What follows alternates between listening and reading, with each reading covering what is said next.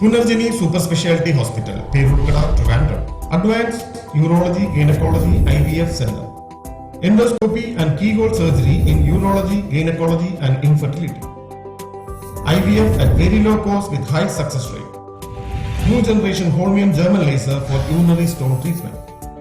Punarjani Super Speciality Hospital, AKG Nagar Road, Perukada, Trivandrum.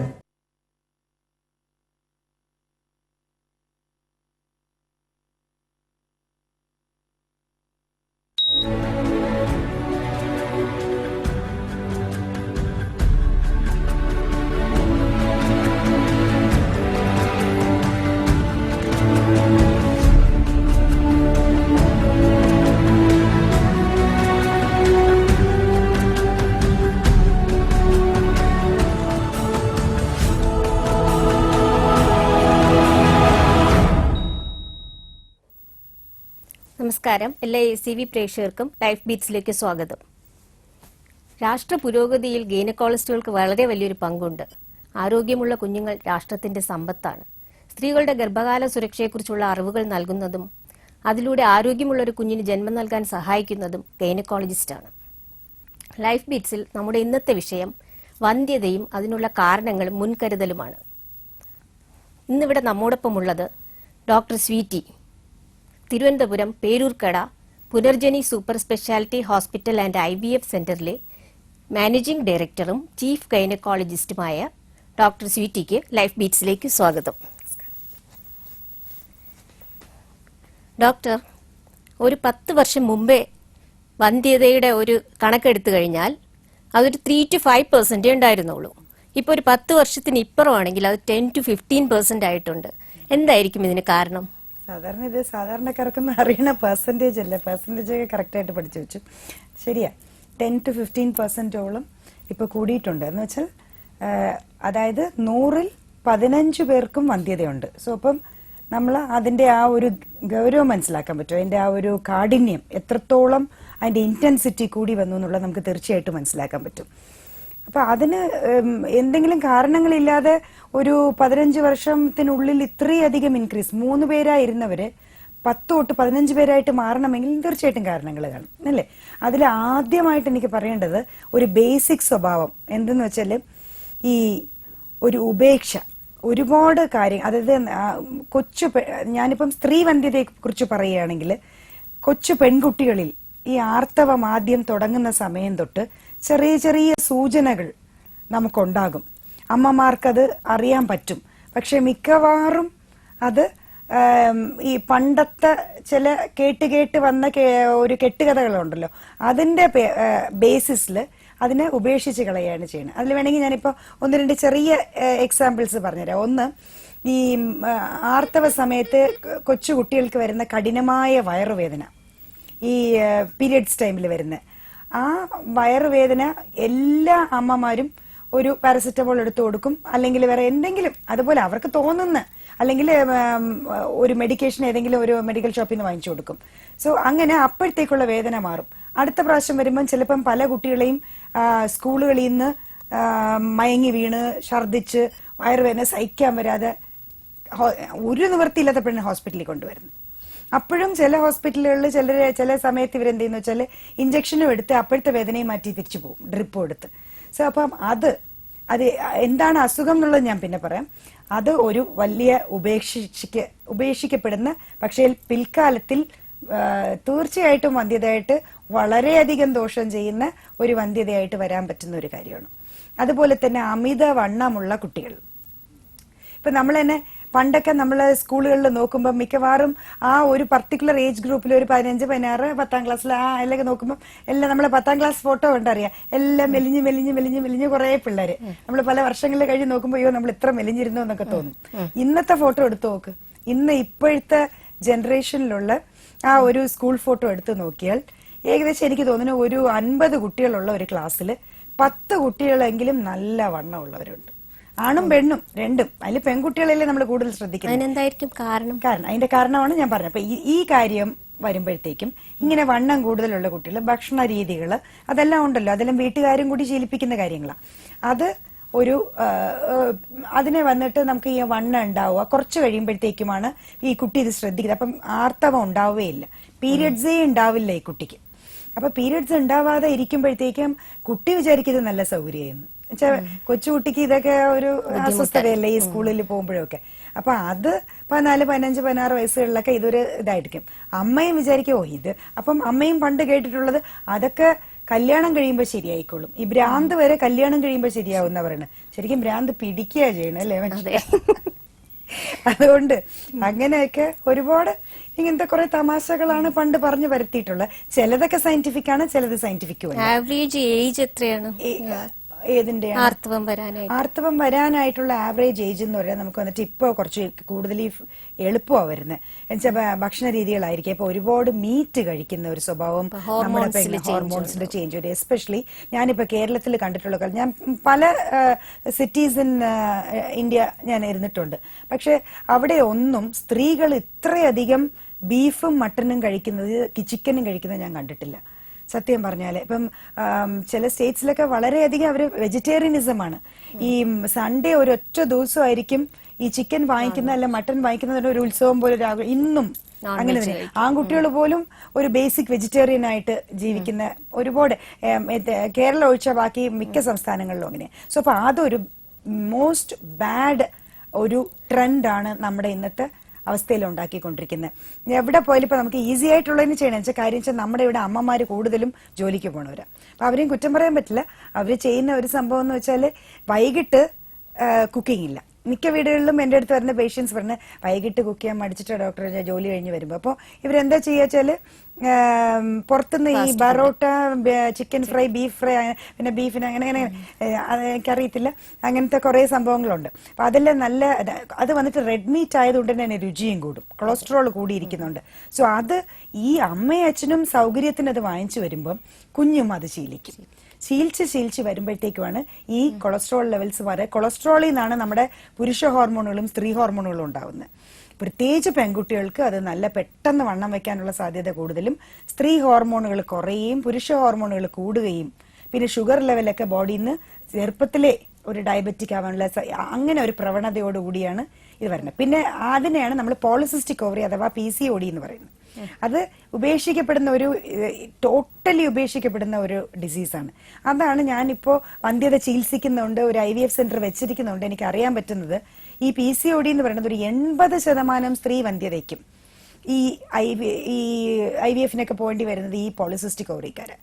എത്ര നമ്മൾ പിന്നെ ഈ അണ്ഡാശയ പ്രവർത്തനം അങ്ങ് നിലയ്ക്കുക. അപ്പം ഈ എത്ര തന്നെ നമ്മൾ അതിനെ പിന്നെ എങ്ങനെ ശരിയാക്കി നോക്കുമ്പോഴും അതിന്റെ ആ പ്രവർത്തനം പഴയ രീതിയിൽ വരാൻ വളരെ ബുദ്ധിമുട്ടാണ്. പിന്നെ ഈ ചിലപ്പോൾ 100 കിലോ വരെയൊക്കെ വെയിറ്റ് ആവുന്ന പെൺകുട്ടികളുണ്ട്. അവരുടെ വെയിറ്റ് അവരുടെ അടുത്ത് കുറച്ച് വരിക എന്ന് പറയുമ്പോഴത്തേക്കും അവരുടെ ഹൈറ്റിനൊത്ത വെയിറ്റ്, ഇപ്പൊ ഒരു കുട്ടിയുടെ ഹൈറ്റിന് 170 ഹൈറ്റ് ഉണ്ടെങ്കിൽ ഏകദേശം ഒരു 68 തൊട്ട് 72 ഒരു ആ റേഞ്ചിലുള്ള വെയിറ്റേ പാടുള്ളൂ. അപ്പൊ അങ്ങനെ സ്ട്രിക്ട്ലി അല്ലെങ്കിൽ 2-3 കിലോ അങ്ങോട്ട് പോയാലും ഏകദേശം ആ റേഞ്ച് കീപ്പ് അപ്പ് ചെയ്യണം. ഡോക്ടർ കോൾ വന്നിട്ടുണ്ട്, കോളിലേക്ക് പോയിട്ട് നമുക്ക് തിരിച്ചു വരാം.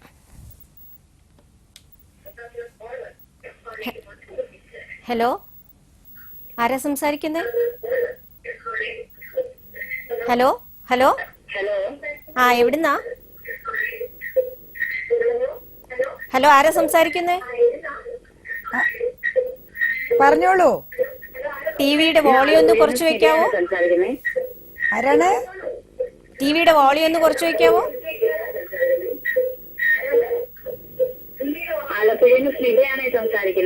ആ, സ്മിതയ്ക്ക് എന്താ ഡോക്ടറോട് ചോദിക്കാനുള്ളത് ചോദിച്ചോളൂ. സ്മിത പറഞ്ഞോ. സ്മിത, സാർ എനിക്ക് മാസത്തിലും പീരീഡ്സ് ആവുന്ന സമയത്താണെങ്കിൽ ഭയങ്കര പെയിൻ ആയിരിക്കും. പിന്നെ സ്മിതയ്ക്ക് വയസ്സെത്ര?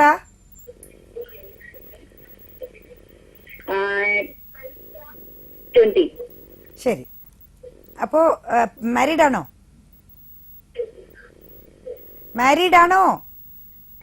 അല്ലല്ല. ആ ശരി, പറഞ്ഞോ.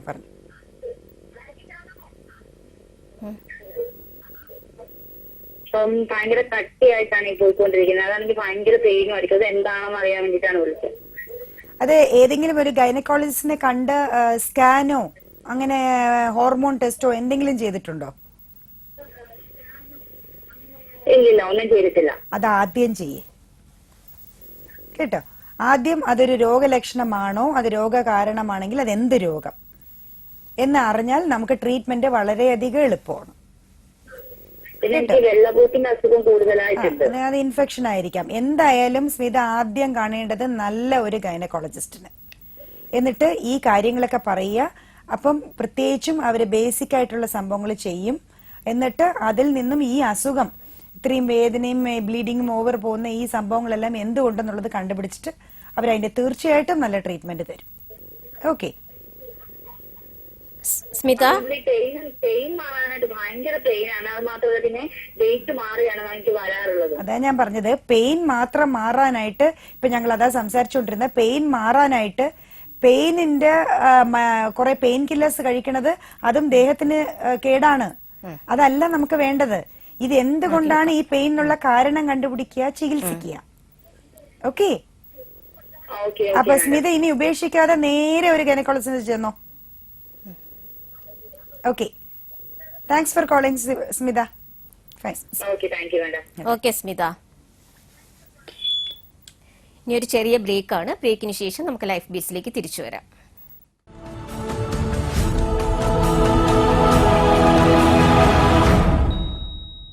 Punarjani Super Speciality Hospital, Perukada, Trivandrum. Advanced Urology, Gynecology, IVF Center. Endoscopy and keyhole surgery in urology, gynecology and infertility. IVF at very low cost with high success rate. New generation Holmium German laser for urinary stone treatment. Punarjani Super Speciality Hospital, AKG Nagar Road, Perukada, Trivandrum.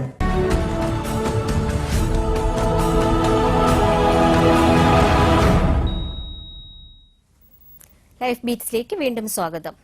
Doctor, അപ്പൊ നമ്മുടെ വിഷയത്തിലേക്ക് തിരിച്ചു വരാം. അതെ, ഇപ്പൊ ഞാനിപ്പോ പറഞ്ഞു വന്നത് ആദ്യം ഈ പോളിസിസ്റ്റിക് ഓവറി എന്ന് പറഞ്ഞാൽ ഒരുപാട് ഉപേക്ഷിക്കപ്പെടുന്ന ഒരു ഡിസീസാണ്.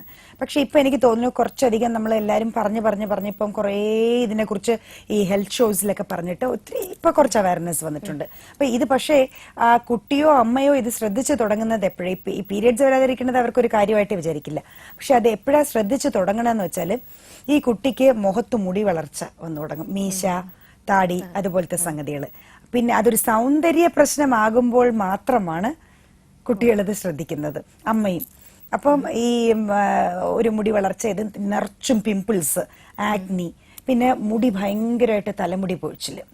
ഓക്കെ, സോ തടി, അപ്പൊ തടി ആളുകൾ കളിയാക്കി തുടങ്ങുന്ന രീതിയിൽ ഉണ്ടാവുന്ന ഒരു തടിയൊക്കെ വന്നു തുടങ്ങും. ഏകദേശം ആ ഏജിന് പറ്റിയ ഒരു തടി ആവത്തില്ല. ഡോക്ടർ, ഒരു കോളും കൂടെ ഉണ്ട്. ഹലോ. ഹലോ, പറയൂ, ആരാ? ഇത് രശ്മിയാണ്, ആലപ്പുഴയിൽ നിന്ന്. ഓക്കെ രശ്മി, ഡോക്ടറോട് ചോദിച്ചു. പറഞ്ഞോ രശ്മി. ഹലോ മാഡം, എനിക്ക് 24 years ഉണ്ട്, മാരീഡ് ആണ്. ഹലോ. കേക്കാം. അപ്പോ PCOD ഉണ്ടെന്ന് ഇങ്ങനെ ടെസ്റ്റ് ചെയ്ത് സ്കാൻ ചെയ്തപ്പോ റിപ്പോർട്ടിൽ PCOD ഉണ്ടെന്ന് കണ്ടിട്ടുണ്ടായിരുന്നു. അങ്ങനെ അതിനായിട്ട് കുറെ നാള് കൊണ്ട് മെഡിസിൻ എടുക്കുന്നുണ്ട്. പക്ഷെ ഇപ്പം വല്ലാത്തൊരു ക്ഷീണം അങ്ങനെയൊക്കെയാണ് ഈ മെഡിസിൻ എടുക്കുമ്പോ. ഇപ്പം ആപ്കോഡ് എന്ന് പറയുന്ന ഒരു സാഷയാണ് കഴിക്കുന്നത്. അതെന്തെങ്കിലും ദോഷമുള്ളതാണോ രശ്മി? അതിന് ഞാൻ പറയാനുള്ള കാര്യങ്ങള്, ഒരുപാട് ദിവസം മരുന്ന് എടുത്തിട്ടും ശരിയായില്ല എന്നുണ്ടെങ്കിൽ പിന്നെ you should better go for the best treatment. അതായത് ഇനിയിപ്പം ഈ നമ്മുടെ ഈ PCODക്ക് ഏറ്റവും ലേറ്റസ്റ്റ്, ഇപ്പം ഞാനൊക്കെ ചെയ്യുന്ന ഒരു ട്രീറ്റ്മെന്റ് ഉണ്ട്, ഏറ്റവും ലേറ്റസ്റ്റ് ലാപ്രോസ്കോപ്പിക് ലേസർ എന്ന് പറയും. ഈ ലേസർ വെച്ചിട്ട് ഒരു പ്രശ്നവും ഇല്ല. ഒരു അരമണിക്കൂറത്തെ കാര്യമേ ഉള്ളൂ. ഒരു ദിവസം ഹോസ്പിറ്റലിൽ ഇരുന്നാ മതി. അത് തന്നെ,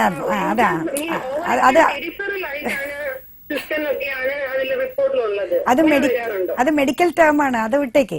പോളിസിസ്റ്റിക് ഓവറി എന്ന് പറഞ്ഞാൽ അണ്ടാശയം നിറയെ കുമിളകൾ പോലുള്ള വെള്ളം നിറഞ്ഞ കുമിളകൾ, അത്രയും മാത്രം ഇപ്പൊ അറിഞ്ഞാൽ മതി. സോ അപ്പം ഈ ലാപ്രോസ്കോപ്പിക് ലേസർ എന്ന് പറയുന്ന സംഭവമാണ് ഇപ്പൊ നമ്മൾ ലേറ്റസ്റ്റ് ആയിട്ട് യൂസ് ചെയ്യുന്ന, ഞങ്ങൾ സ്ഥിരമായിട്ട് ഇപ്പൊ യൂസ് ചെയ്തുകൊണ്ടിരിക്കുന്ന നല്ല റിസൾട്ട് ആണ്. കാര്യം എന്ന് വെച്ചാൽ അത് ഈ ലേസർ വെച്ച് തന്നെ നമുക്ക് കരിച്ചു കളയാൻ പറ്റും ഈ കുമിളകളെ. വയറ് തുറക്കാതെ തന്നെ ചെയ്യുന്ന ഒരു ചികിത്സയാണ്. അരമണിക്കൂറിനകം പേഷ്യന്റ് എണീറ്റ് നടക്കാൻ പറ്റും. ഓക്കെ, അതിലൊരു നല്ല ക്യൂർ കിട്ടും. ആ ചികിത്സ കഴിഞ്ഞാല്.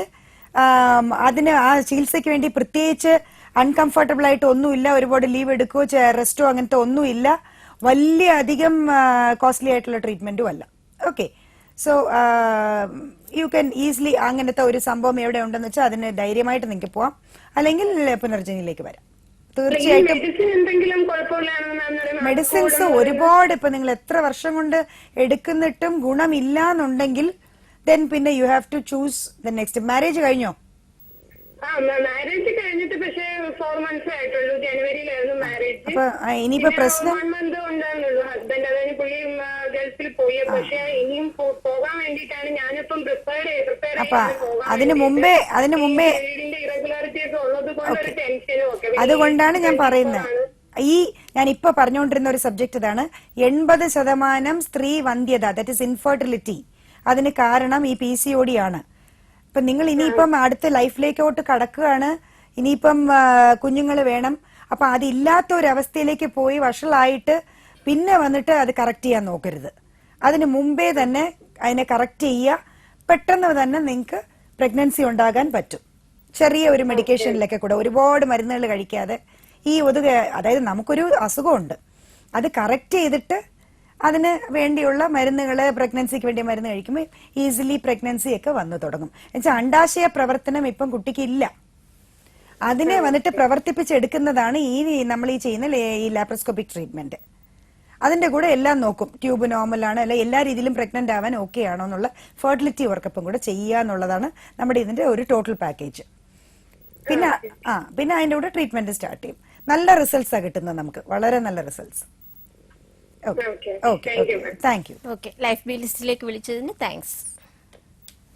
ഡോക്ടർ, നമ്മുടെ സബ്ജക്റ്റിലേക്ക് ഇപ്പൊ കണ്ടല്ലേ PCOD. ഇന്നിപ്പോ ഞാൻ കണ്ടിട്ട് വന്നൊരു പേഷ്യന്റ്, ഇപ്പൊ ഞാൻ എന്റെ OP-യിൽ ഇരുന്നപ്പോ കണ്ടിട്ട് വന്നൊരു പേഷ്യന്റ്, ഇപ്പം actually she came from Bombay, ഇതുപോലെ ഒരു പ്രോഗ്രാം കണ്ടിട്ട്. അതില് 5-6 വർഷം കൊണ്ട് പീരിയഡ്സേ വരുന്നില്ല കുട്ടിക്ക്.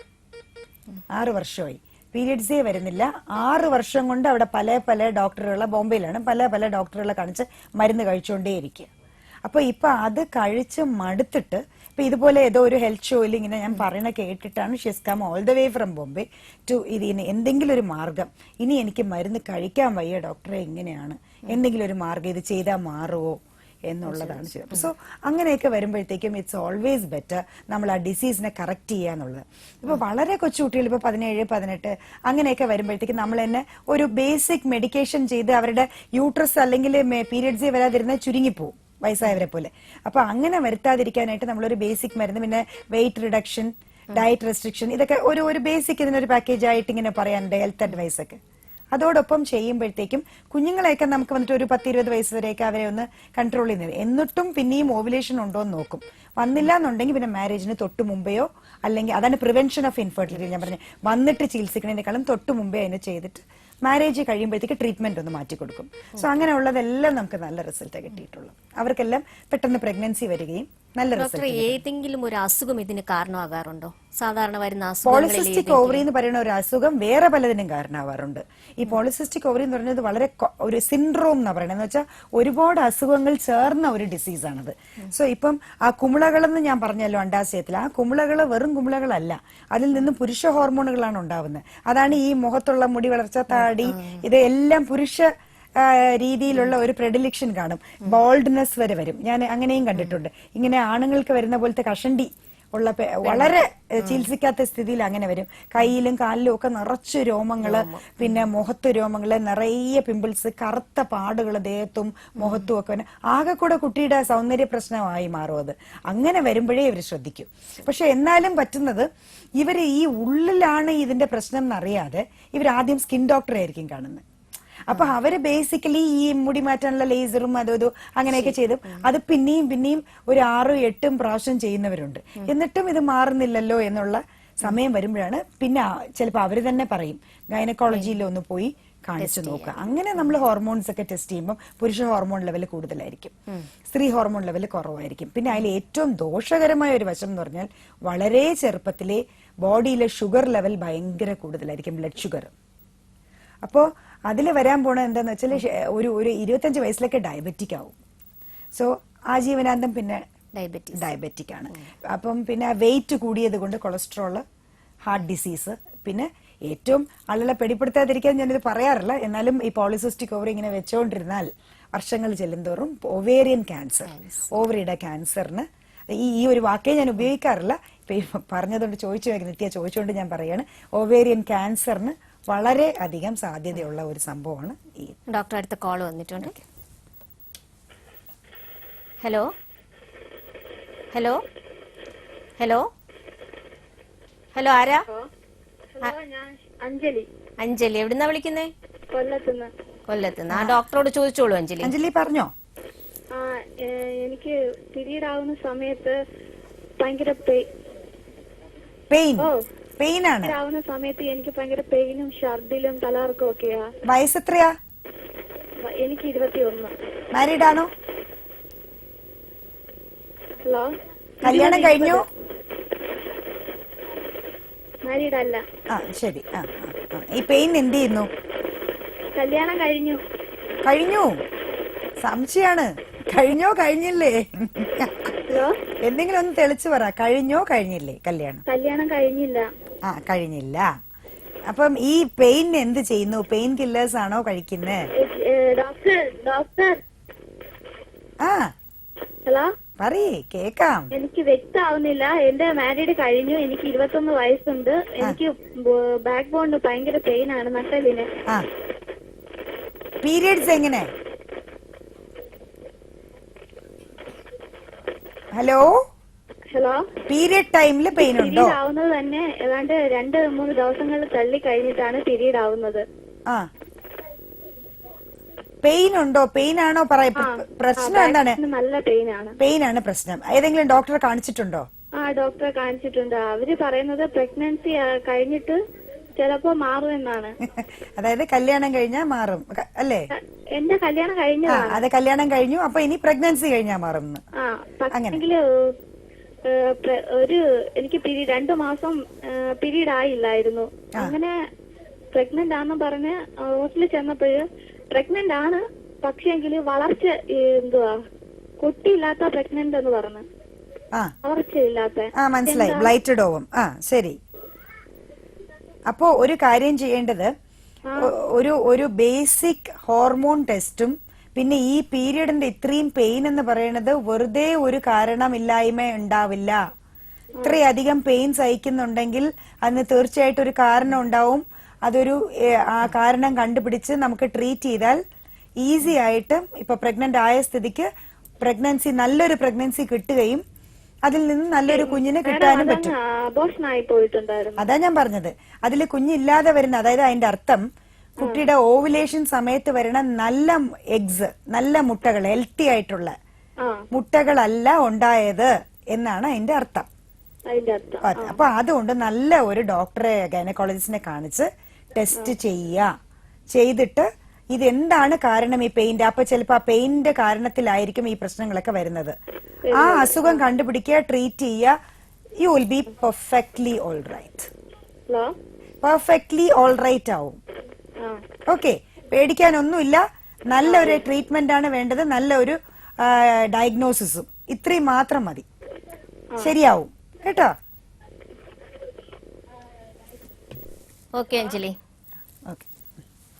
സോ ഇപ്പൊ ഇതുപോലെയാണ്. ഇപ്പം ഒത്തിരി പെയിൻ വരും. ഇതിപ്പോ ഇപ്പൊ തുടങ്ങിയതായിരിക്കത്തില്ല. പീരിയഡ്സ് ടൈമിൽ തന്നെ ഇവർക്ക് ഈ പെയിൻ തുടങ്ങിയിട്ടുണ്ട്. ഞാൻ ഇപ്പൊ പറഞ്ഞ കാര്യം, ഉപേക്ഷ വിചാരിച്ചിട്ട് അമ്മയും നോക്കത്തില്ല, അവരെല്ലാം. എല്ലാവർക്കും എന്താണ് അപ്പോഴത്തെ പീരിയഡ് വേദന മാറണം, അത്രേ ഉള്ളൂ. അതിന്റെ ഒരു ട്രീറ്റ്മെന്റ് വേണമെന്നോ അത് ഒരു അസുഖ കാരണമെന്നോ ഇത് പറ്റുന്നതെന്ന് വെച്ചാൽ പഴയ മുത്തശ്ശി കഥകളുണ്ട്. വേദന ഒന്നിനും ഡോക്ടറെ കാണിക്കാൻ പാടില്ല. പിന്നെ വേറൊരു നമ്മുടെ ഇടയിൽ ഒരു ടാബും ഉണ്ട്. കല്യാണം കഴിക്കാത്ത ഒരു കുട്ടിയെ, പക്ഷെ അതൊക്കെ ഇപ്പൊ മാറി വരുന്നുണ്ട്. പണ്ട് ഞാൻ തുടങ്ങിയപ്പോ ഞാൻ പറയുന്ന കാര്യങ്ങളാ. ഈ കല്യാണം കഴിക്കാത്ത ഒരു പെൺകുട്ടിയെ ഗൈനക്കോളജിസ്റ്റിനെ കാണിച്ചാൽ വേറെന്തോ പ്രശ്നമാണ്. മനസ്സിലായില്ലേ? നമ്മൾ ആളുകളുടെ ആ ഒരു രീതി പോകുന്നതേ. സോ എന്തൊക്കെ പ്രശ്നങ്ങൾ വരാം ഒരു കുട്ടിക്ക്. ഇപ്പൊ ഒരുപാട് വ്യത്യാസമുണ്ട്. ഒരുപാട് ഇന്റർനെറ്റ് ഒക്കെ വന്നത്, മീഡിയ എന്ന് പറയുന്നത് നല്ല രീതിയിൽ ഉപയോഗിക്കാൻ പറ്റുന്ന ഒരു സംഭവം എന്ന് മനസ്സിലാക്കുന്ന നമ്മൾ ഇന്റർനെറ്റിൽ കൂടെയൊക്കെ ഈ കുട്ടികളുടെ അവയർനെസ്. ഇങ്ങനെ പെയിൻ എന്ന് പറയുമ്പോൾ ഇപ്പൊ ഇവർ ഉടനെ അടിച്ചു നോക്കും പീരിയഡ് പെയിൻ. അതിലൊരു പക്ഷെ പേടിപ്പെടുത്തുന്ന വശങ്ങളും ഉണ്ട് ഇന്റർനെറ്റിന്. ഈ പീരിയഡ് പെയിൻ എന്ന് പറയുന്നത് ഒരുപാട് കാര്യങ്ങളുണ്ട്.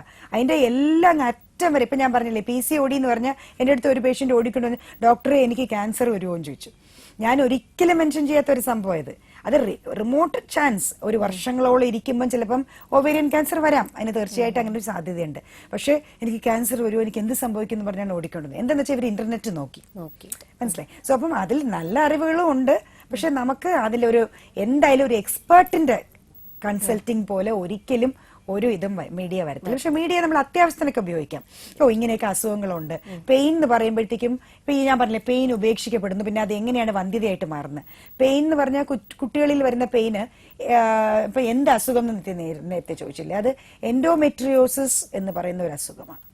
അത് വെറുതെ വിടുകയാണെങ്കിൽ വളരെ വളരെ ദോഷം ചെയ്യുന്ന ഒരു അസുഖമാണ്. കാര്യം എന്തെന്ന് വെച്ചാൽ ഈ യൂട്രസിനകത്ത്, ഗർഭപാത്രത്തിനകത്തുള്ള രക്തം പുറത്തു വരും പോലെ തന്നെ അതിന്റെ പേശികളിലോട്ട് പോയി വീഴുന്ന ഒരു സംഗതി. പിന്നെ ഈ ഗർഭപാത്രത്തിനകത്തുള്ള ടിഷ്യൂസ്, ഓവറി, അണ്ടാശയം, ട്യൂബുകള്, ബ്ലാഡറിനകത്ത് ഇങ്ങനെ പല സ്ഥലങ്ങളിലും വികസിക്കുകയും പല സ്ഥലങ്ങളിലും പോയി ഒട്ടിപ്പിടിച്ചിരിക്കുകയും ഓരോ പീരീഡ് വരുമ്പോൾ ഈ എല്ലാ സ്ഥലത്തു നിന്നും ബ്ലീഡിംഗ് ഉണ്ടാവും. അണ്ടാശയത്തിൽ നിന്ന് ബ്ലീഡിംഗ് ഉണ്ടായി ഒരു വലിയ സിസ്റ്റ് ആയിട്ട് മാറും. അത് സിസ്റ്റ് എന്ന് പറഞ്ഞാൽ നിറയെ ഒരു ബാഗ് പോലെ. അപ്പൊ ഓരോ പ്രാവശ്യം ബ്ലീഡിംഗ് ആകുമ്പോഴും അണ്ടാശയത്തിലോട്ട് ഉള്ള ഇതിലോട്ട് ഒരു ബ്ലീഡിംഗ് ഓരോ പ്രാവശ്യം ഈ പീരിയഡ്സ് ടൈമിൽ വെളിയിൽ വരുമ്പോൾ ഇതിനകത്ത് ഇങ്ങനെ ആകും. അപ്പൊ ആ ഒരു ബാഗ് വലുതായി വലുതായി വലുതായി രക്തം കൊണ്ട് നിറഞ്ഞ് നിറഞ്ഞ് നിറഞ്ഞ് ഇങ്ങനെ വരും. ഇതിനോടൊപ്പം എന്ത് പറ്റുന്ന വെച്ചാൽ വയറിനകത്തും ഈ ട്യൂബ് വഴി ഈ ബ്ലീഡിങ് വീഴുമ്പോഴത്തേക്കും കുടൽ ഭാഗം, ഈ ട്യൂബ്, ഇതെല്ലാം ഇതിന്റെ എല്ലാം ഇടയ്ക്ക് കിടക്കുന്ന ഒരു സംഭവമാണ് ഈ ഗർഭപാത്രം എന്ന് പറയുന്നത്. ബാക്കിൽ കുടൽ ഭാഗമുണ്ട്, കുടലുകള്, ചെറുകുടല്, വൻകുടല്, മുൻവശത്ത് ബ്ലാഡർ. ഇതൊക്കെ സ്ത്രീകൾക്ക് പൊതുവെ അറിയാൻ പറ്റത്തില്ല. അപ്പോൾ അവരുടെ ആ ഒരു കോൺസെപ്റ്റ് പോലെയല്ല. ഗർഭപാത്രം ഇതിന്റെ എല്ലാം ഇടയ്ക്കുള്ളതാണ്. അപ്പൊ ഈ രക്തം അകത്തോട്ട് വീഴുമ്പം ഈ അമിത വേദന വരുന്നത് എൻഡോമെട്രിയോസിന്റെ കാരണമായിരിക്കാം. അങ്ങനെയാണെങ്കിൽ ആ എല്ലാ അവയവങ്ങളിലൂടെ ഈ രക്തം അകത്ത് വീഴും. നമുക്കറിയാമല്ലോ, രക്തം ഒരു സ്ഥലത്ത് വീഴുമ്പം സാധാരണ നമ്മൾ വെളിയിൽ കാണുന്നത് എല്ലാം കൂടെ ഒട്ടിപ്പിടിച്ചിരിക്കും. രക്തം ഇപ്പോൾ ഒരു തുണിയിൽ വീണാൽ അതിങ്ങനെ ഒട്ടി, അതുപോലെ തന്നെ എല്ലാ അവയവങ്ങളും ഒട്ടിപ്പിടിച്ചിരിക്കും. അതിനെയാണ് നമ്മൾ എൻഡോമെട്രിയോസിസ് എന്ന് പറയുന്നത്. എല്ലാ സ്ഥലങ്ങളിൽ നിന്നും ബ്ലീഡിങ് തുടങ്ങും. എവിടെയൊക്കെ അതിന്റെ ടിഷ്യൂകൾ പോയി ഒട്ടിയിട്ടുണ്ടോ അതെല്ലാം. സോ അപ്പൊ അതൊരു അമിതമായ വേദനയുള്ള, സഹിക്കാൻ വെച്ചാൽ ഈ നമ്മൾ പറയുന്നത് ഈ ഹൃദയ ഇത് മയോകാർഡിയൽ ഇൻഫാക്ഷൻ, ഹാർട്ട് അറ്റാക്ക്, ആ വേദന കഴിഞ്ഞാൽ അതിനോളം പ്രാധാന്യമുള്ള ഒരു വേദനയാണ് ഈ എൻഡോമെട്രിയോസിസ് വരുന്നത്. ചില കുട്ടികളൊക്കെ കരഞ്ഞിട്ടാണ് വരുന്നത്. അപ്പൊ സങ്കടം തോന്നും. കാര്യം വെച്ചാൽ ചെറുപ്പത്തിലേ നോക്കിയിരുന്നെങ്കിൽ നമുക്ക് കുറേ അധികം അതിനെ മാറ്റാൻ പറ്റുമായിരുന്നേനെ. പക്ഷെ ഒരു മാരേജ് കഴിഞ്ഞ് പിന്നെ അതിന് ഒരുപാട് ട്രീറ്റ്മെന്റ് സമയം എടുക്കും. അതിന് ലാപ്രോസ്കോപ്പിയുടെ ആവശ്യമുണ്ട്. ഈ രക്തം വീണ് ഒട്ടിപ്പിടിച്ച എല്ലാ അവയവങ്ങളെയും നമുക്ക് ഈ കീഹോൾ സർജറി വഴി അതുവഴി നമുക്ക് അതിനെല്ലാം മാറ്റി അതിന്റെ ആ ഒട്ടലൊക്കെ മാറ്റിയെടുക്കണം. പിന്നെ ട്യൂബ്സ് നോർമൽ അല്ലെങ്കിൽ ട്യൂബിനെ വന്നിട്ട് കാനുലേഷൻ എന്ന് പറയും, ട്യൂബൽ കാനുലേഷൻ. ട്യൂബ് ബ്ലോക്ക് ആയിരിക്കും മിക്കവാറും. അപ്പൊ താഴേന്ന് നമുക്ക് അതിന്റെ തുറന്നു കൊടുക്കാൻ പറ്റും, ബ്ലോക്ക് മാറ്റിയിട്ട് കാനുലേഷൻ. അടുത്ത കോൾ ഉണ്ട്. ഹലോ ഹലോ, ആരാണ് സംസാരിക്കുന്നത്? ഹലോ ഹലോ, ആരാണ് വിളിക്കുന്നത്? എവിടുന്നാ? മലപ്പുറം ജില്ല. ഡോക്ടറോട് ചോദിച്ചോളൂ. റുക്സാന, വയസ്സ് പറഞ്ഞോളൂ. വയസ്സ് 30 വയസ്സായി. ശരി, കാര്യം പറഞ്ഞു. ഹലോ. പറഞ്ഞോ കേക്കാം.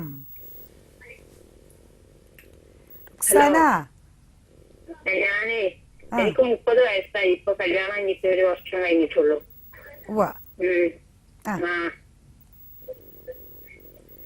ആയിക്കോട്ടെ, എന്താ പ്രയാസം പറഞ്ഞോ. പ്രയാസം എന്ന് വെച്ചാല് പീരീഡായി കഴിഞ്ഞാൽ ഭയങ്കര വേദനയും ഇതൊക്കെ ഉണ്ട്. ഇപ്പോഴും തുടങ്ങിയാണോ അത്? എത്ര കാലമായി തുടങ്ങിയിട്ട്? അതിപ്പോ അത് അറിഞ്ഞിരിക്കണ കൊറേ ആയി. നേരത്തെ ചികിത്സിക്കാത്ത എന്താ? ഒരു 10 വർഷമായി കാണും. അത് ശരി, 10 വർഷം കൊണ്ട് ചികിത്സിച്ചിട്ടില്ല?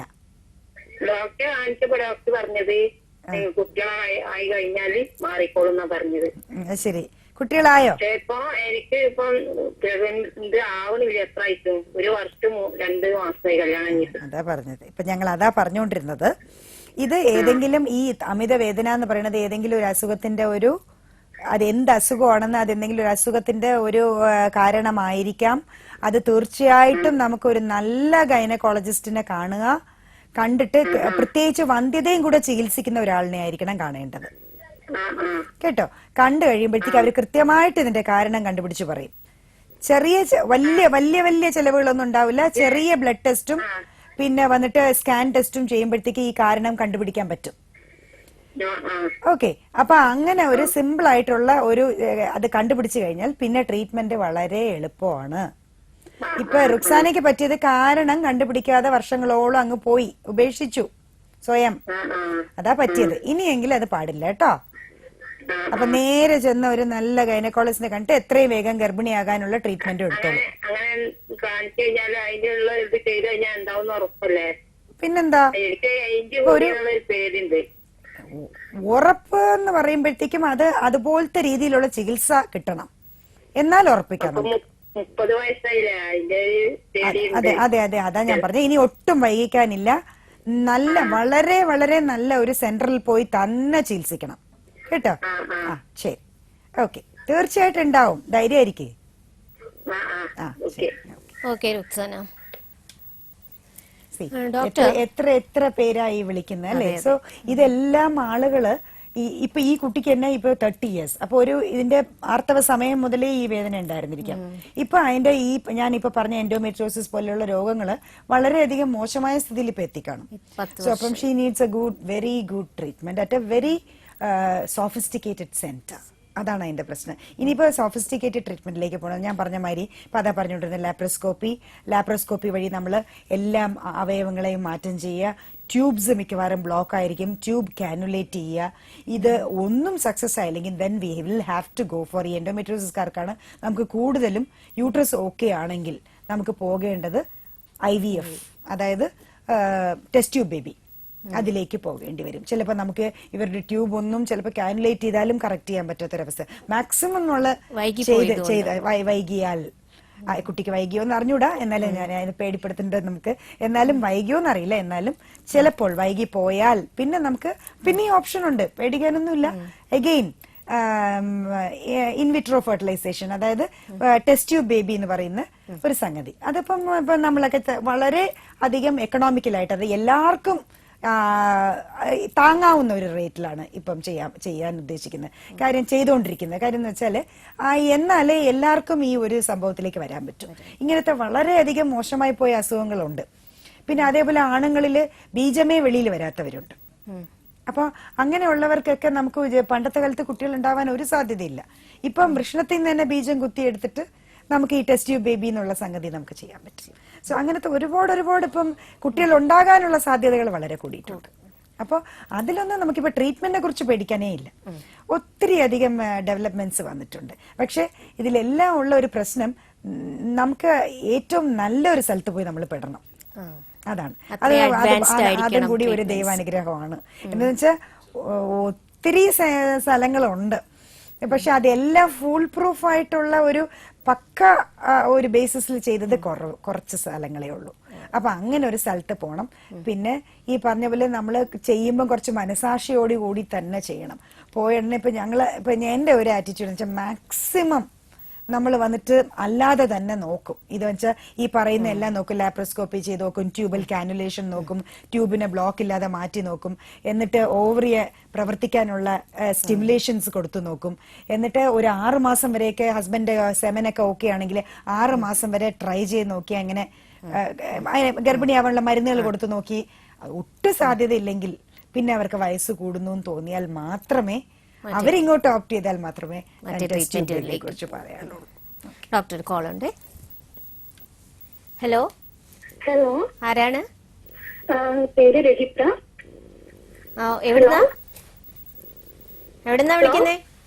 ഇത് എറണാകുളം. എറണാകുളം. ആ ഡോക്ടറോട് ചോദിച്ചോളൂ. Hello doctor. ഹലോ പറഞ്ഞോ. എനിക്ക് ഇങ്ങനെ ഒരു ബ്ലീഡിങ് ഒക്കെ കറക്റ്റ് ആയിട്ട് വരുന്നുണ്ട് ഡോക്ടർ. പക്ഷെ ഈ ഇടയ്ക്ക് അടിവയറ്റിന് വേദന വരാറുണ്ട്. ഹലോ, ബ്ലീഡിങ് ഓവർ അല്ല, പക്ഷെ പെയിൻ ഉണ്ട്.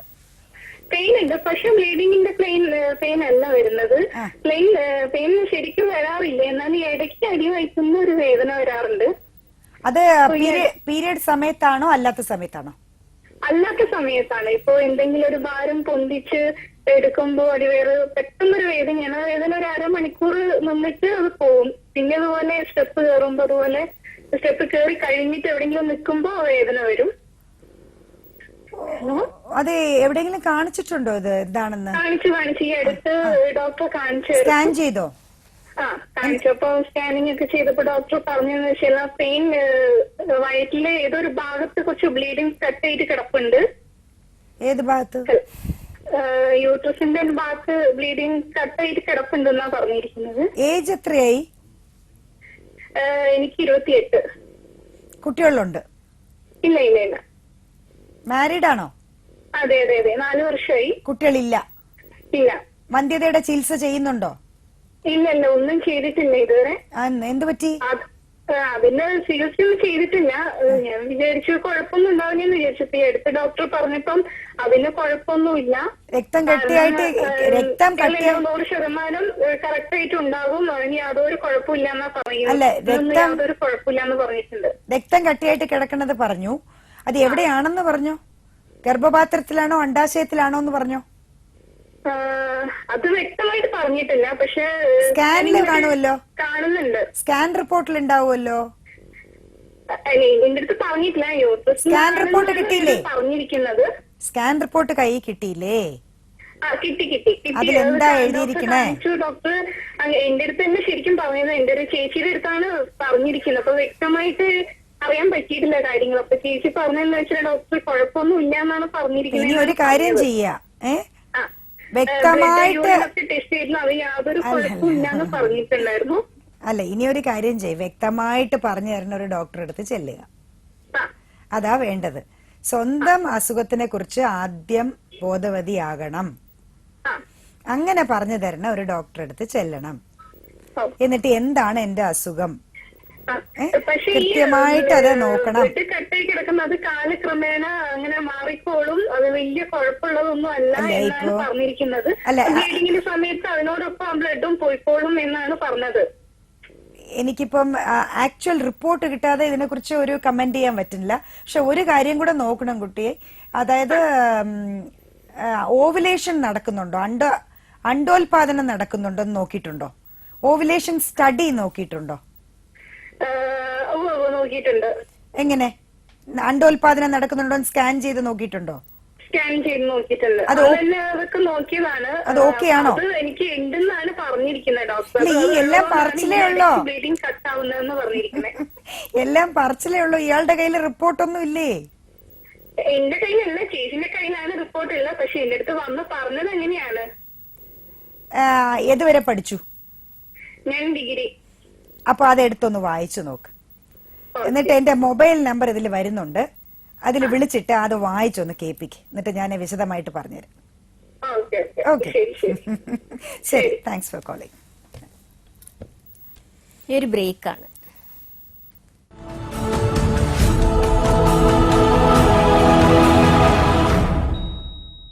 Punarjani Super Speciality Hospital, Perukada, Trivandrum. Advanced Urology, Gynecology, IVF Center. Endoscopy and keyhole surgery in urology, gynecology and infertility. IVF at very low cost with high success rate. New generation Holmium German laser for urinary stone treatment. Punarjani Super Speciality Hospital, AKG Nagar Road, Perukada, Trivandrum.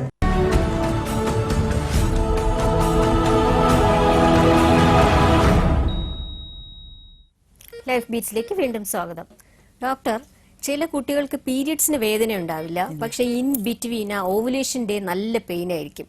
അതിന് ഇതുമായിട്ട് എന്തെങ്കിലും ബന്ധമുണ്ടോ? Ovulation pain വളരെ കുറച്ച് പേർക്കേ കാണാറുള്ളൂ. ചിലർക്ക് ഉണ്ടാവാം, pain ഉണ്ടാകും, ചിലർക്ക് അത് അറിയാൻ പറ്റും. അതിനോടൊപ്പം തന്നെ ചെറിയ ബ്ലീഡിങ് സ്പോട്ടിങ് വരുന്നവരുണ്ട്. അത് അങ്ങനെ അധികം പേർക്ക് അതുണ്ടാവില്ല.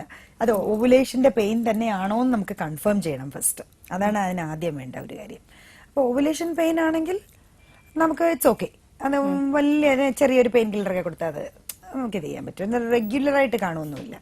പക്ഷെ അതല്ല, ആ സമയത്ത് ഇടയ്ക്ക് വരുന്ന ഒരു പെയിൻ വേറെ പല കാര്യങ്ങളും ഉണ്ട്. Cyst, ovarian cyst, torsion of ovarian cyst. അതായത് ഒവേരിയൻ സിസ്റ്റ് ഇങ്ങനെ തിരിഞ്ഞു പോകും, ഇങ്ങനെ നീളെ കിടക്കുന്നത്.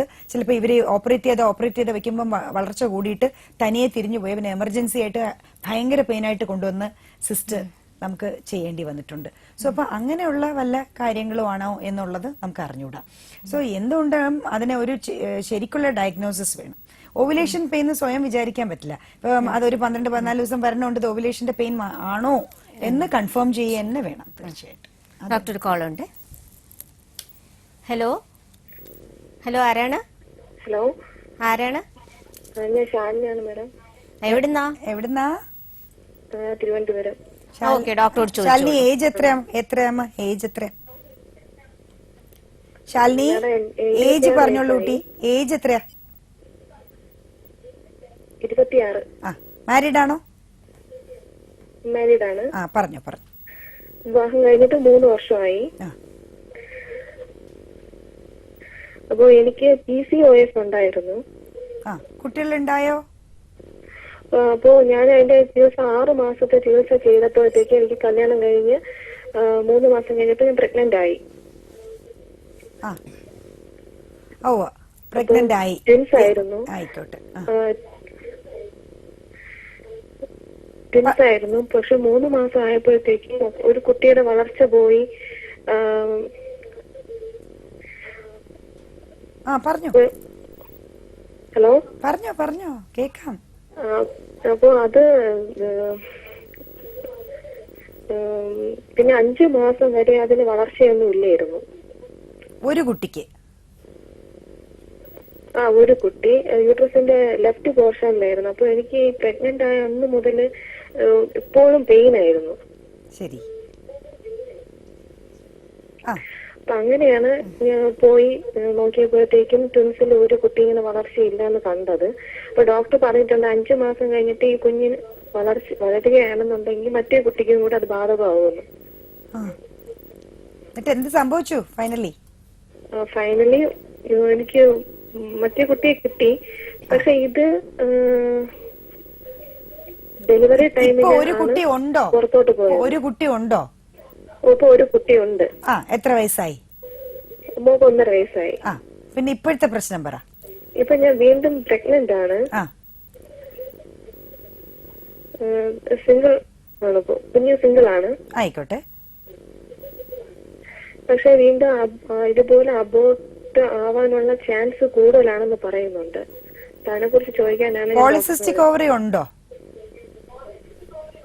ഇപ്പോഴും ഉണ്ടത്. ഉണ്ട്. അപ്പൊ സാധ്യതകൾ കൂടുതൽ എന്ന് പറഞ്ഞതിൽ കാര്യമുണ്ട്. അപ്പൊ അതിന് നല്ല ഒരു പ്രിക്കോഷൻ എടുക്കണം.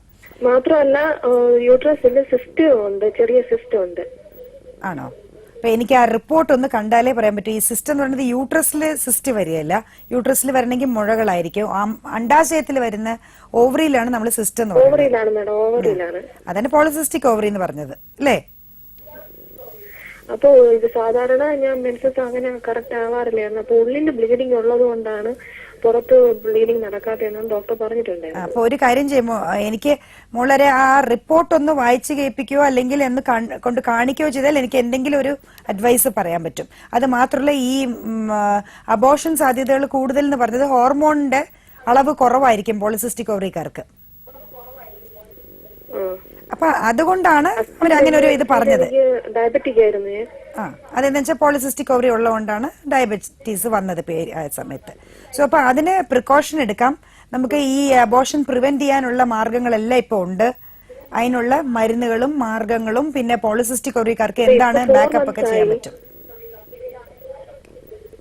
4 months ആയി. അതെന്നെ. അപ്പം അതിന് ഉള്ള ഇനി 2-3 കാര്യങ്ങൾ. ഇപ്പോഴും വയറുവേദനയൊക്കെ ഉണ്ടോ?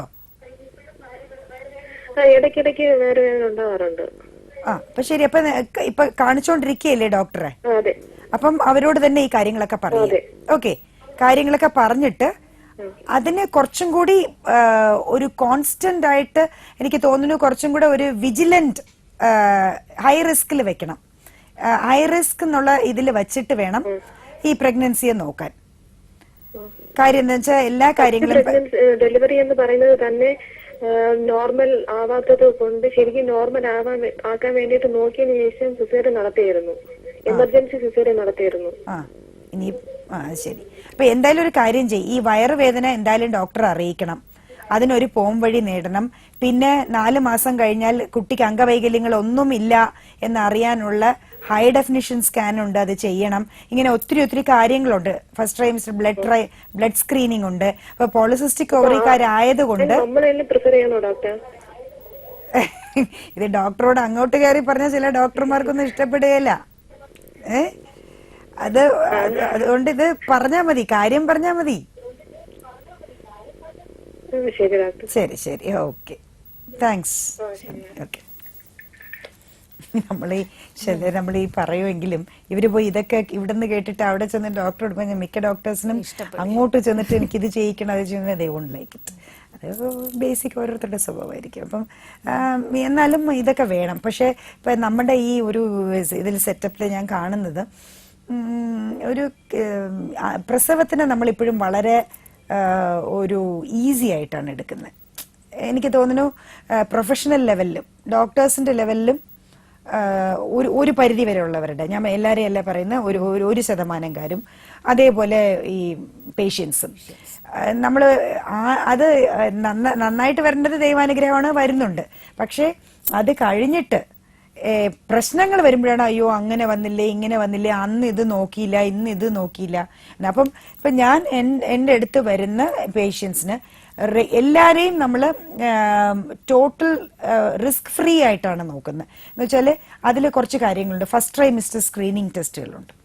അതായത് ആദ്യത്തെ 3 മാസത്തിൽ തന്നെ നമുക്ക് അറിയാൻ പറ്റും കുട്ടി അംഗവൈകല്യങ്ങളോ എല്ലാം ഉള്ളതാണോ എന്നുള്ളത് അമ്മയുടെ ബ്ലഡ് ടെസ്റ്റ് ചെയ്യുമ്പോഴേ അറിയാൻ പറ്റും.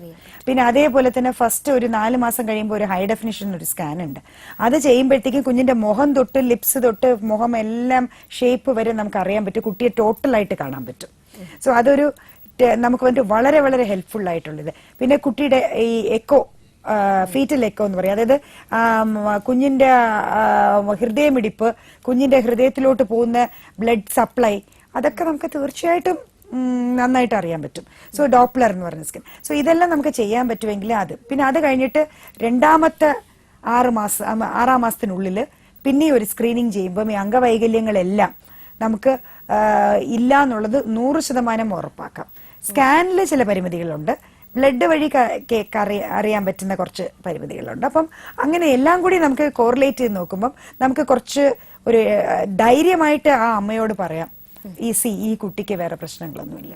അതിൽ വളരെ ചെറിയ കാര്യങ്ങൾ, മൈന്യൂട്ടായിട്ടുള്ള ബ്രെയിനകത്ത് സംഭവിക്കാൻ പറ്റുന്ന ചെറിയ വ്യത്യാസങ്ങൾ, ഓട്ടിസം പോലെയുള്ളത്, അതൊന്നും ചിലപ്പോൾ നമുക്ക്. പിന്നെ ഒരുപാട് കുട്ടികൾ അമ്മമാര് കൊണ്ടുവരുന്നത് ഈ പ്രഗ്നൻസി ഡിലേ, അതായത് ഡെലിവറിയിൽ ചില സമയത്ത് അവര് ഒരു ഡിലേ ഉണ്ടായി പോകുന്നുണ്ട്. അവർക്ക് ചിലപ്പം ഇവരുടെ ഡിലേ ആയിരിക്കാം, ഇല്ലെങ്കിൽ ഹോസ്പിറ്റലിൽ വന്നിട്ടുണ്ടായ പ്രൊഫഷണൽ ഡിലേ ആയിരിക്കാം. ചിലപ്പോൾ അവര് ഇതിന് നോർമലിന് ട്രൈ ചെയ്യാൻ വേണ്ടി കുറെ ഇത് ചെയ്യുമ്പോഴത്തേക്കും കുറച്ചധികം വളരെ ചിലർക്ക് വന്നിട്ട് ഒരുപാട് കടുംപിടുത്തമുള്ള ഡോക്ടർമാരുണ്ട്, നോർമലേ നോക്കുള്ളൂ. പക്ഷെ അത് കുട്ടിക്ക് ദോഷം ചെയ്യും, കുഴപ്പം ഇല്ലായിരിക്കും, കുട്ടിക്ക് ഒരു ദോഷമായിട്ട് വന്ന് ഈ ഓക്സിജൻ സപ്ലൈ കുറയുമ്പം അങ്ങനെ കുഞ്ഞിന്റെ ഈ ബുദ്ധിമാന്ദ്യത അതൊക്കെ വരാൻ കുറച്ച് സാധ്യതയുണ്ട്. സോ അപ്പൊ നമ്മൾ ഈ രണ്ടും തമ്മിലുള്ള ആ ഒരു വെയിറ്റ് രണ്ട് സൈഡിലും നിൽക്കുമ്പോൾ അമ്മയും നമുക്ക് അത്യാവശ്യമാണ്.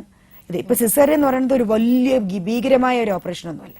ഇപ്പൊ എല്ലാരും പിടിക്കണം സിസേറിയൻ കഴിഞ്ഞ് ഞാൻ എന്റെ ഒപ്പീനിയൻ പറയണേ, നമ്മൾ മോട്ടിവേറ്റ് ചെയ്യുമ്പോഴിരിക്കും നമ്മളൊരു വൻ ഓപ്പറേഷൻ ആണെന്ന് വെച്ചാൽ അതൊരു വൻ ഓപ്പറേഷൻ ഒന്നുമില്ല. സിസേറിയൻ എന്ന് പറയുന്നത് ഉള്ളതിൽ എനിക്ക് തോന്നുന്നു ഏറ്റവും സിമ്പിൾ ആയിട്ടുള്ള ഒരു ഓപ്പറേഷൻ ഇന്നത്തെ കാലത്ത്. എന്നുവെച്ചാൽ ഏറ്റവും ഈസി ആയിട്ടുള്ള ഒരു സിമ്പിൾ അനസ്തീസിയ, എപ്പിഡ്യൂറൽ എന്നൊക്കെ പറഞ്ഞ് നമ്മൾ കൊടുക്കണം, വളരെ സേഫ് ആയിട്ടുള്ള ഒരു അനസ്തീസിയാണ്. അതിൽ കൊടുക്കാൻ പറ്റിയിട്ട് നമുക്കിത് ചെയ്യാൻ പറ്റുമെങ്കിൽ അമ്മയെ ഞാൻ 4 മണിക്കൂറിൽ എണീറ്റ് നടത്തിക്കാറുണ്ട്, വിതിൻ 4 hours. സാധാരണ ഗർഭിണി ആയ ഒരു അമ്മ നോർമൽ ഡെലിവറി ആയാലും ആ കുട്ടിയും 4 മണിക്കൂറിൽ എണീച്ച് നടക്കും. 4 മണിക്കൂറിൽ കുഞ്ഞിനെ ഫീഡ് ചെയ്യാൻ പറ്റും, അല്ലെങ്കിൽ ഇമ്മീഡിയറ്റ് ഫീഡിംഗ് ആണ് ഞാൻ എപ്പോഴും പറയുന്നത്. സോ ആ ഒരു രീതിയിൽ നമുക്ക് പേഷ്യന്റ് ഫ്രണ്ട്ലി ആയിട്ട് കോൾ ഉണ്ട്. ഹലോ ഹലോ ഹലോ, ആരാണ്? എന്റെ പേര് അനു എന്നാണേ. അനു എവിടുന്നാ വിളിക്കുന്നേ? ഞാൻ ട്രിവാൻഡ്രത്ത് നിന്നാണ് വിളിക്കുന്നത്. ഡോക്ടറോട് ചോദിച്ചോളൂ. പറഞ്ഞു അനു. ഹലോ. അനു പറഞ്ഞോളൂ. എന്റെ പേര് അനു എന്നാണ്. എനിക്ക് 24 years ഉണ്ട്.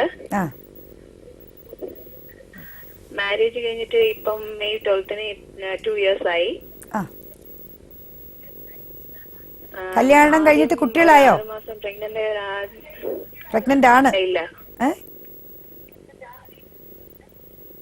കുട്ടികൾ ഇതുവരെ ആയിട്ടില്ല. പ്രഗ്നന്റ് ഒരു പ്രാവശ്യം ഇത് ഡോക്ടറിനെ കൊണ്ട് കാണിച്ചപ്പോ പറഞ്ഞായിരുന്നു യൂട്രസിന് ചെറിയൊരു ചരിവുണ്ടെന്ന് പറഞ്ഞായിരുന്നു. ചരിവോ? ഓ, റീട്രോവേഷണറി. ശരി ശരി, മനസ്സിലായി. പിന്നെ പിന്നെ ഇതുവരെ പ്രഗ്നന്റ് ആയില്ല. അങ്ങനെ ഒരു ഗൈനക്കോളജിസ്റ്റിനെ, ഒരു സ്പെഷ്യലിസ്റ്റിനെ കൊണ്ട് കാണിച്ചായിരുന്നു. അവര് ഹസ്ബൻഡും ഞാനും കൂടെ പോയത്. അപ്പോഴ് ഹസ്ബൻഡ് പറഞ്ഞ് സെമിനൽ ഫ്ലൂയിഡിന്റെ ടെസ്റ്റ് ചെയ്യാൻ പറഞ്ഞായിരുന്നു. അതില് ഹസ്ബൻഡിന് ബീജത്തിന് കുറച്ച് ബീജം ചെയ്യുന്നതില് പ്രോബ്ലം ഉണ്ടെന്ന് പറഞ്ഞായിരുന്നു. കുഞ്ഞുങ്ങളെ ഉൽപ്പാദിക്കാനുള്ള ബീജം കുറവാണെന്ന് പറഞ്ഞായിരുന്നു. ഓക്കെ. പിന്നെ ചികിത്സ എന്ത് ചെയ്തു? അതിന് വേണ്ടി ഡോക്ടർ ഒരു ഗുളിക കൊടുത്തായിരുന്നു ഹസ്ബൻഡിന് വേണ്ടി. ഏത് ഡോക്ടറാ കൊടുത്തത്? ഗൈനക്കോളജിസ്റ്റ് തന്നെ? അല്ല, പേരല്ല ഞാൻ ചോദിച്ചത്. ഗൈനക്കോളജിസ്റ്റ് തന്നെയാണോ കൊടുത്തത്? കഴിവതും ഒരു കാര്യം ചെയ്യണേ, ഹസ്ബൻഡിനെ ഒരു യൂറോളജിസ്റ്റിനെ കാണിക്കണം.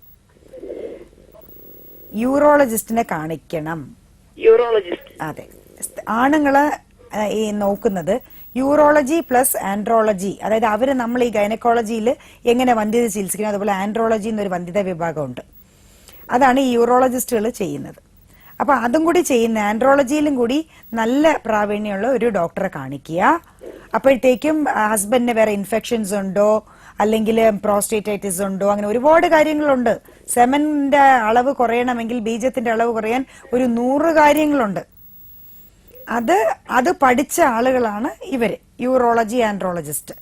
അങ്ങനെ ഒരു വിദഗ്ധമായ ഒരു ഡോക്ടറെ തന്നെ കുട്ടി കാണിക്കണം ഹസ്ബൻഡിനെ, കേട്ടോ. അല്ലാതെ ഇങ്ങനെ പോയിക്കൊണ്ടിരുന്നാൽ ബീജത്തിന്റെ അളവ് കുറയാനുള്ള സാധ്യതയേ ഉള്ളൂ. അതിന്റെ ശരിക്കുള്ള ട്രീറ്റ്മെന്റ് കിട്ടിയില്ലെങ്കിൽ പിന്നെ നമുക്കത് വളരെ ബുദ്ധിമുട്ടാവും. സോ അപ്പം പർട്ടിക്കുലർ സ്പെഷ്യലിസ്റ്റിനെ കാണിക്കുക, എക്സ്പേർട്സിനെ കാണിക്കുക. എന്നിട്ട് തീർച്ചയായിട്ടും ആ ഒരു ട്രീറ്റ്മെന്റ് നിർബന്ധമാണ്. ഇപ്പോ ഞങ്ങളിപ്പോ ഹോസ്പിറ്റലിൽ ഇപ്പൊ കപ്പിൾ ട്രീറ്റ്മെന്റ് ചെയ്യുന്നുണ്ട്. എന്തെന്നറിയാമോ, ഒരു മെയിലിനെ വന്നിട്ട് ഞങ്ങളുടെ യൂറോളജിസ്റ്റ് തന്നെ നോക്കും. എന്നുവെച്ചാൽ ആൻഡ്രോളജി ഒരുപാട് വർഷം കൊണ്ട് നോക്കുന്ന യൂറോളജിസ്റ്റ്, അതേപോലെ ഗൈനക്കോളജിസ്റ്റ് ആണ് ഫീമെയിലിനെ നോക്കുന്നത്. സോ ഈ കപ്പിൾ ട്രീറ്റ്മെന്റ് കൊണ്ടുള്ള ഗുണം എന്ന് പറഞ്ഞാൽ രണ്ടുപേർക്കും അതാത് സ്പെഷ്യലിസ്റ്റിന്റെ ട്രീറ്റ്മെന്റ് കിട്ടും. സക്സസ് റേറ്റ് ഭയങ്കരമായിരിക്കും, കൂടുതലായിരിക്കും. അപ്പൊ എന്തുകൊണ്ടും ഹസ്ബൻഡിനെ ഒരു യൂറോളജിസ്റ്റിനെയും കാണുക, കുട്ടി ഗൈനക്കോളജിസ്റ്റിനെയും കാണുന്നു. Okay Anu, okay, thanks for calling. ഗൈനക്കോളജിസ്റ്റിനെ കണ്ടായിരുന്നു. അപ്പോഴും പറഞ്ഞു അയാൾക്ക് പ്രശ്നമൊന്നുമില്ല. അല്ല, അപ്പൊ ഹസ്ബൻഡിനെ യൂറോളജിസ്റ്റിനെ കാണിച്ചോ? Okay Anu, thanks for calling. Doctor, നമ്മുടെ ഇന്നത്തെ സമയം കഴിഞ്ഞിരിക്കുകയാണ്. ഓക്കെ. അപ്പൊ ഇന്ന് കുറച്ച് കാര്യങ്ങളെങ്കിലും പറയാൻ പറ്റിയെന്ന് തോന്നുന്നു. എനിക്ക് തോന്നുന്നത് ഞാൻ ബേസിക് എനിക്ക് ഒരു മെസ്സേജേ ഉണ്ടായിരുന്നുള്ളൂ. കാര്യം എന്ന് വെച്ചാല് ഇത് എത്രയോ വർഷം കൊണ്ട് പറഞ്ഞാലും സംഗതി എന്ന് പറഞ്ഞാല് ഈ ആളുകൾ ഇപ്പോഴും വേദന കുഴപ്പമില്ല, ഇത് എങ്ങനെയായാലും വണ്ണം കുഴപ്പമില്ല, അങ്ങനെ പോകുന്നുണ്ട്. ബേസിക് ആയിട്ട് പറയേണ്ടത് ഈറ്റ് ഹെൽത്തി. ഈ റെഡ് മീറ്റും ഇതും കുറയ്ക്കുക. Lot of fruits and vegetables. അത് ഇപ്പൊ പറയുമ്പോഴത്തേക്ക് ഇത് എന്താ ഇവര് കിടന്ന് വാചടിക്കണം തോന്നും. പക്ഷെ സത്യം പറഞ്ഞാൽ അത് മാറി നോക്കുമ്പോൾ നമുക്ക് തന്നെ ഉള്ള ഒരു എനർജി ഫീൽ ചെയ്യാൻ പറ്റും. നിറച്ചും കൂടുതൽ ഫ്രൂട്ട്സ് വെച്ചിട്ട് വല്ലപ്പോഴും ഒക്കെ മീറ്റ് ആവാം. കൂടുതൽ ഫിഷ് ഉപയോഗിക്കുക. നമ്മൾ മലയാളികളായതുകൊണ്ട് നമുക്ക് ഫിഷ് നല്ലതാണ് ദേഹത്തിന്, അത് ഉപയോഗിക്കുക. പിന്നെ ഒരു ചെറിയ ഒരു എക്സസൈസെങ്കിലും എല്ലാവരും ചെയ്യുക, 1/2 hour. So everybody stay healthy, young and good luck. Thank you very much doctor. അടുത്ത ആഴ്ച ലൈഫ് ബീറ്റ്സിലേക്ക് വീണ്ടും കാണാം.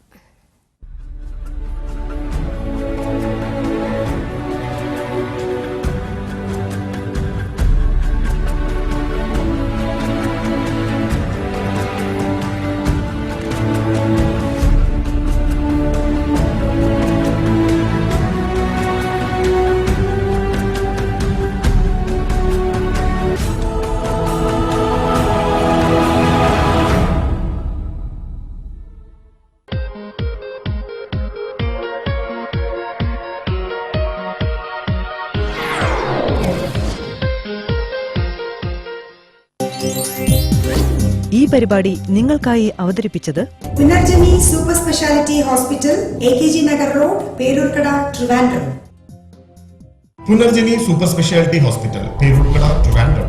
Advanced urology, gynaecology, IVF centre. Endoscopy and keyhole surgery in urology, gynecology and infertility. IVF at very low cost with high success rate. New generation Holmium German laser for urinary stone treatment.